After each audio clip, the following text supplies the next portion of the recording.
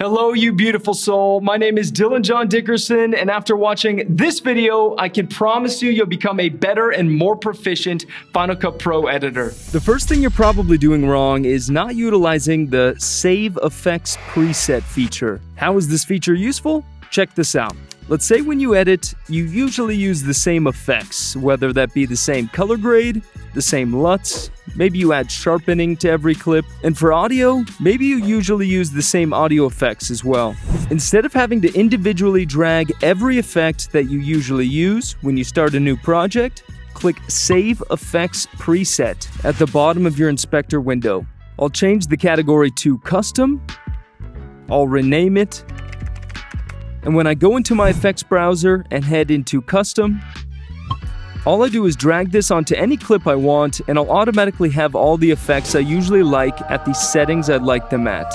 The same goes for audio. Save Effects Preset, change the category and name, and then just head down to the audio effects or use the search bar to find that preset. This is a huge time saver. The second thing you're probably doing wrong is not utilizing snapshots.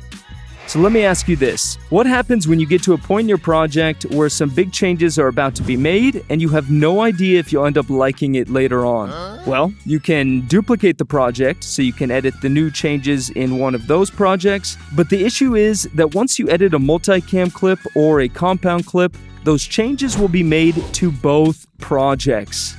A duplicated project is tied to the original in that way. This is where snapshots become really handy.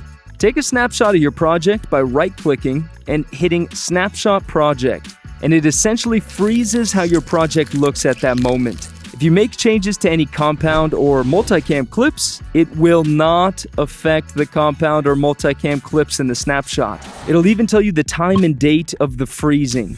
If down the road you decide, damn, these changes that I've made look terrible, I wish that I had that old version, just revert to the snapshot that you created at the right date and time, and you'll have everything exactly how it was. This is really great for making what are essentially drafts.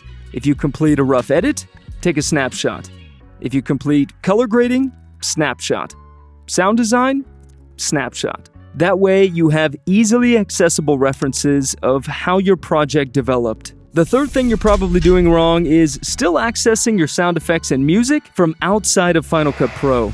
Nothing takes more time than dragging in a sound effect, listening to it, realizing it doesn't work, and then heading back outside of Final Cut to find one that does. And you're doing all of this just relying on a title while you're outside of FCP. Well, look at this. I have all of my sound effects that I've ever saved, bought, and downloaded in Final Cut Pro, so I can quickly see the waveform, I can easily play the sound effect, and I have all my search functions enabled. This hack, no joke, maybe saves me hours of editing. Here's how you can set this up. Make a main folder with all of your sound effects. Right-click and hit Make Alias. This is basically a folder that's attached to your main sound effect folder. So if you add more sound effects to the main folder, the alias folder will get them too. Copy this by pressing Command-C. Then go to your hard drive, which is usually Macintosh. Go to Library, Audio, Apple Loops, Apple, Final Cut Pro Sound Effects, and press Command-V to paste that alias folder you copied. Now you have all of your sound effects easily accessible within the software. The fourth thing you're doing wrong is using a gap clip to get rid of the magnetic timeline. The magnetic timeline is one of the things that makes Final Cut Pro the fastest and most efficient editing software, and I highly suggest you learn to use it to your benefit. Let me give you some quick tips that will prevent some hair pulling if it's been bothering you. As you may know, deleting a clip that has media connected to it will delete that media with it. Don't move the sound effects and then delete. Instead, use the Grav key, also known as the tilde key. This orange icon will pop up, and then press delete. Those sound effects or whatever media is attached will stay in that location. If you don't see this key on your keyboard, by the way, I'll link a video in the description that shows you how to set this feature up on your keyboard. Here's another example. Hold down the tilde key, and now you can drag any clip you want freely. If you don't like how the clips snap together by way of the magnetic timeline, maybe you want to put something in that spot on the timeline, press the shortcut P so you use the position tool, then hold the Grav key and move that clip.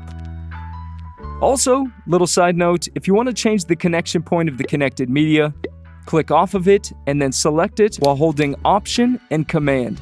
These are just a few of the ways that you can work with a magnetic timeline and not against it. It is an amazing feature, guys, I promise you. The fifth thing you're doing wrong is not using your video scopes when color grading. I just did a video recently on correcting skin tones, and most people would have no idea that his skin tones here are not correct if they didn't use the vector scope. Just by cropping into his skin and looking at the skin tone indicator line, we can see that his skin is off.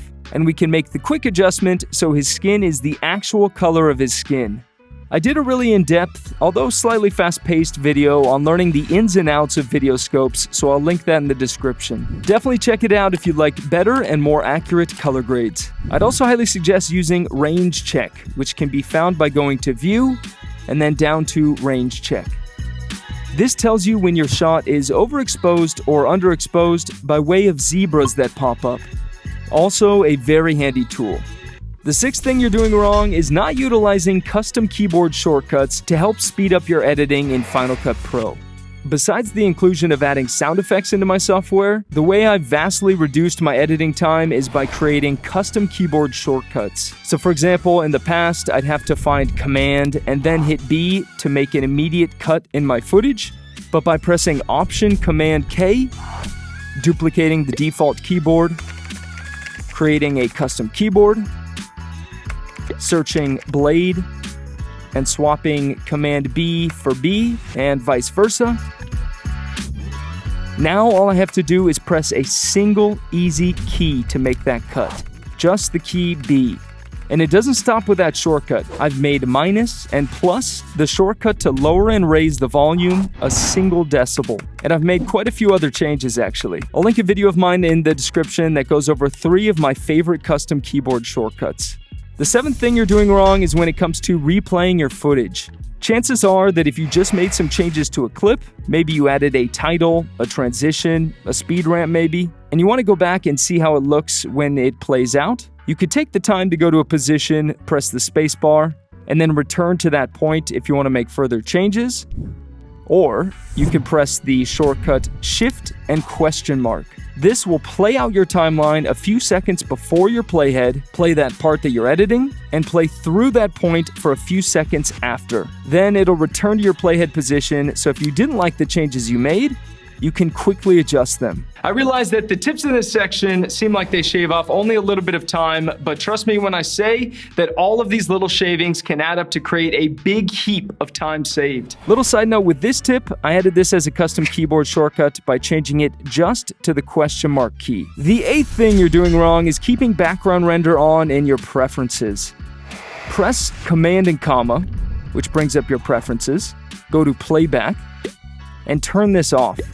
Not only will this slow down your computer while you're editing, but it'll also cause your libraries to become absolutely massive in size. And frankly, it's not really needed because Final Cut will just render out your project when you export. Now, if there's a clip that's giving you some issues with playback, what I usually do is select that clip, press the shortcut Ctrl and R. This renders just that specific clip so you can have smoother playback.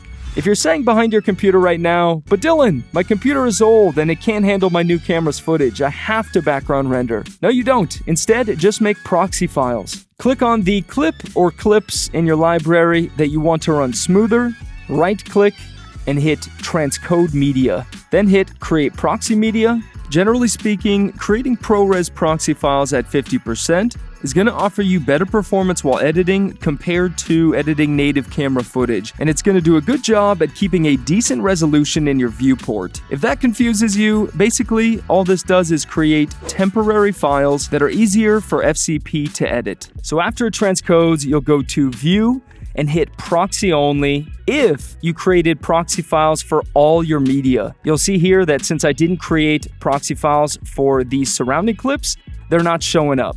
Only the transcoded clips are showing up, and transcoding them will allow us to edit them easier. All you have to do is switch back to optimized/original media before you export, and you're set. Now, if it's one or a few particular clips that are having trouble, like in this example, make proxies for that clip or clips, and then go to View and hit Proxy Preferred.